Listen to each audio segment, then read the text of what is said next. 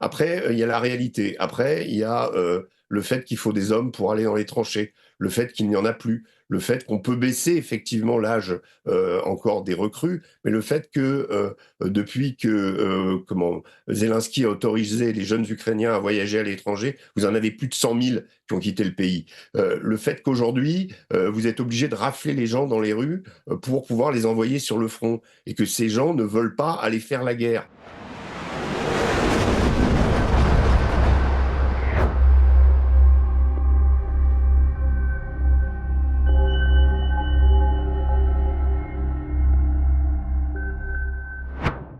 Debout les Français avec Régis Le Sommier, voilà, grand reporter, dirigeant, l'un des dirigeants de Omerta, auteur de La vérité du terrain et surtout jusqu'au dernier Ukrainien aux éditions Max Milo. Bonjour Régis Le Sommier. Bonjour Richard. Alors, on a tous lu avec enthousiasme le plan de paix de Donald Trump. Voilà, c'est assez simple. L'Ukraine doit renoncer au Donbass, même aux parties que les Russes n'ont pas encore réussi à conquérir. Elle doit être démilitarisée. Enfin, on a l'impression que Trump et Poutine se sont entendus. Il manque juste quelqu'un pour en parler avec eux, c'est les Ukrainiens. Oui, c'est vrai que on peut se dire que c'est un plan qui se fait quelque part sans les Ukrainiens. Alors, il y a quand même quelques bémols à ajouter à cette description un peu sommaire, c'est-à-dire qu'en fait, on a eu l'impression de, quand on regarde le descriptif, de retrouver les plans précédents. Et d'ailleurs, l'émissaire russe à la négociation avec les Américains, qui s'appelle Kirill Dmitriev, parle d'esprit d'Anchorage, c'est-à-dire que ce plan retrouverait quelque part le climat des discussions entre Poutine et Trump, qui n'avaient pas abouti à l'époque, parce que justement, il faisait déjà l'économie de l'Ukraine et des Européens, et que finalement, ça n'avait pas eu de suite. Là, on sent que les choses ont été négociées secrètement. Donc, j'ai cité Dmitriev, et du côté de Trump, Steve Witkoff, c'est vraiment les deux piliers des négociations de part et d'autre, avec quand même une conscience aujourd'hui que la situation a évolué. Elle a évolué dans deux domaines. Par rapport à Anchorage, je rappelle, Anchorage, c'était le 15 août dernier. Elle a évolué dans deux domaines. Le premier, c'est la situation sur le terrain. La ville de Pokrovsk est quasiment conquise par les Russes. C'est pas simplement un énième Bakhmut, Advivka, une ville forteresse qu'on conquiert. Pokrovsk représente un nœud ferroviaire et de communication extrêmement importante, notamment pour les dernières forteresses ukrainiennes du Donbass, que sont Sloviansk et Kramatorsk, qui sont les deux grosses places fortes qui restent aux mains des Ukrainiens dans le Donbass. Et la prise de Pokrovsk, évidemment, met en péril, et celle de Kupiansk aussi, qui est déjà annoncée hier par le chef d'état-major russe, Valéry Gerasimov, qui expliquait que donc cette ville était tombée. Il n'y a pas eu de confirmation encore, mais en tout cas, c'est des choses qui vont se produire. Donc vous avez, si vous voulez, une forme de concrétisation des avancées russes dans le Donbass, qui aujourd'hui se chiffre à plusieurs dizaines de kilomètres carrés par semaine, et qui ont convaincu les Américains notamment que tôt ou tard, cette partie du Donbass, c'est quelques 15% de l'oblast de Donetsk dont vous parliez tout à l'heure, qui restent aux mains des Ukrainiens, seront de toute façon conquis par la Russie. Donc, en tout état de cause, ce que propose ce plan, c'est effectivement de donner ces territoires qui vont quelque part être conquis en échange d'autres choses. Et c'est là où le plan est un peu différent. Alors, après, j'arriverai sur le deuxième contexte qui a changé, mais vous dites plan extrêmement favorable à la Russie, donc reconnaissance de la Crimée, obtention du Donbass, gel du front pour les deux autres oblasts envahis, on va dire, aux trois quarts par la Russie, que sont celui de Kherson et celui de Zaporizhzhia, et restitution par la Russie des petits territoires conquis dans l'oblast de Kharkov, de Soumy et de Dniepro. Donc ça veut dire un échange qui paraît extrêmement avantageux pour la Russie, mais en réalité, il faut voir la compensation qu'obtiendrait l'Ukraine. Alors oui, comment l'armée ukrainienne serait divisée par deux. Oui, il y aurait une neutralisation, on va dire, de l'Ukraine, mais l'acceptation de ce plan par la Russie implique une des garanties de protection comme jamais les Alliés, et en particulier les États-Unis, ne les ont offerts à l'Ukraine, c'est-à-dire on serait quasiment dans une situation de l'article 5 de l'OTAN, c'est-à-dire que si la Russie réattaque l'Ukraine, à ce moment-là, les États-Unis, l'Europe, les Alliés se mettent en ordre de bataille pour venir aider l'Ukraine comme n'importe quel membre de l'OTAN. Alors évidemment, le mot OTAN qui finalement est le mot qui a mis le feu aux poudres dans ce conflit, n'est absolument pas prononcé. Mais en tout cas, concrètement, ça reviendrait à protéger l'Ukraine de la même façon qu'un autre membre de l'OTAN. Voilà, c'est ça la vraie compensation, si l'Ukraine accepte de se voir amputée de territoire, ce qui est toujours pas garanti à l'heure où nous parlons. Ben Mais il oui, faut parce quand que même quand même, reconnaître que voilà, on va le rappeler. Dire, sur le papier, on comprend les avantages que la Russie tire de la chose. Sur le papier, on comprend un peu moins les avantages que les États-Unis en retireraient, puisque après tout, ils ont réussi à refiler aux Européens la facture de la guerre contre l'Ukraine, et l'Ukraine achète du matériel américain. Euh, euh, Indépendamment de la volonté de Trump d'apparaître comme le grand faiseur de paix, on ne voit pas bien pourquoi les Ukrainiens, brusquement, accepteraient de perdre tous les territoires pour lesquels ils se battent depuis si longtemps. alors oui, en effet, mais pourquoi enfin, le problème, c'est que d'abord, Richard, une guerre, elle se gagne sur le champ de bataille. Elle se gagne pas à la télévision, elle se gagne pas dans les conférences internationales. Aujourd'hui, la dynamique en faveur de la Russie et la faiblesse ukrainienne, notamment en termes de renouvellement de soldats, en termes de pénurie d'hommes, est pratiquement constatée par toutes les parties. Donc, on peut continuer à laisser les choses aller de l'avant. Je parlais de la conquête probable des forteresses du Donbass, mais après ces forteresses, la géographie fait que actuellement la guerre sera encore plus en faveur de la Russie. On l'a d'ailleurs vu dans l'oblast de Zaporizhia où c'est tout plat, c'est plus comme un relief chaotique fait d'usines et de collines comme dans le Donbass.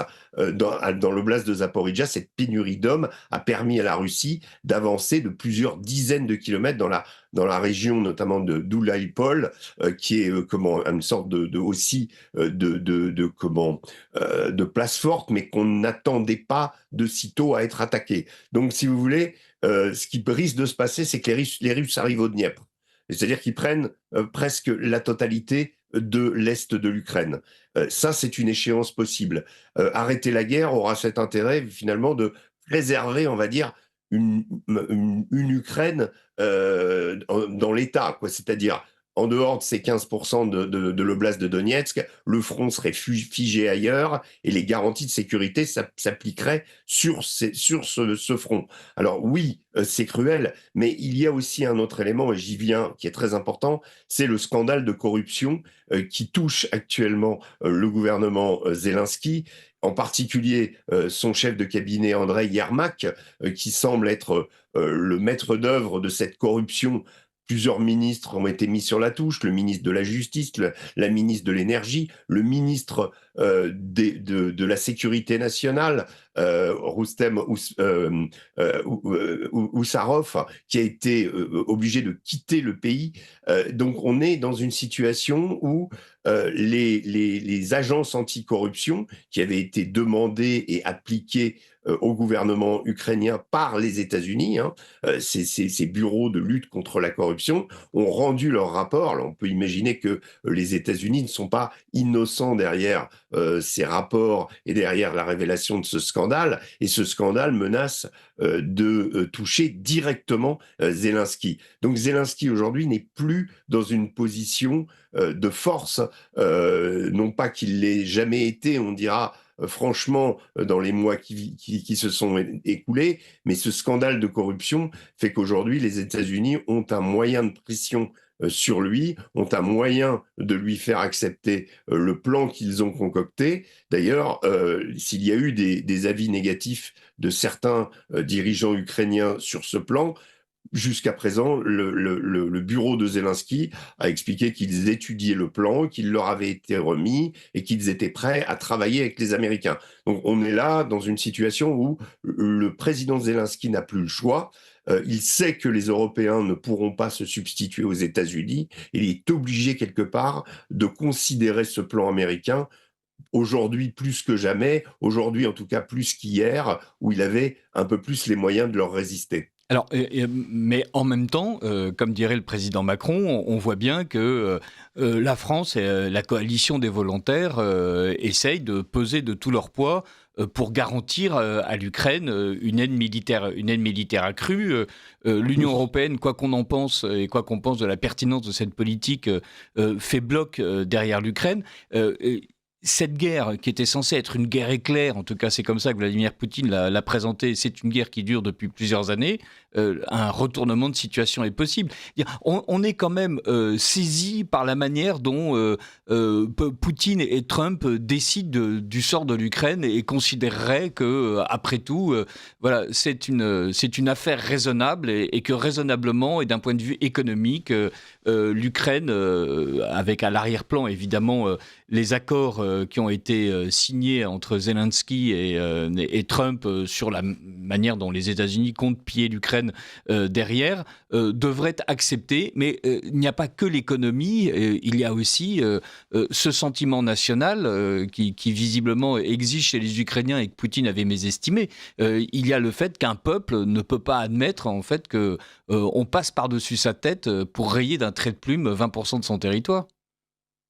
Non mais tout ça, c'est des bons sentiments, vous avez raison, C'est pas des bons Richard, sentiments, c'est les évidemment. sentiments de n'importe quel nationaliste en fait. Non, mais bien sûr, mais si vous voulez, oui, bien sûr. Après, il y a la réalité. Après, il y a le fait qu'il faut des hommes pour aller dans les tranchées, le fait qu'il n'y en a plus, le fait qu'on peut baisser effectivement l'âge encore des recrues, mais le fait que depuis que Zelensky a autorisé les jeunes Ukrainiens à voyager à l'étranger, vous en avez plus de 100 000 qui ont quitté le pays. Le fait qu'aujourd'hui, vous êtes obligé de rafler les gens dans les rues pour pouvoir les envoyer sur le front et que ces gens ne veulent pas aller faire la guerre.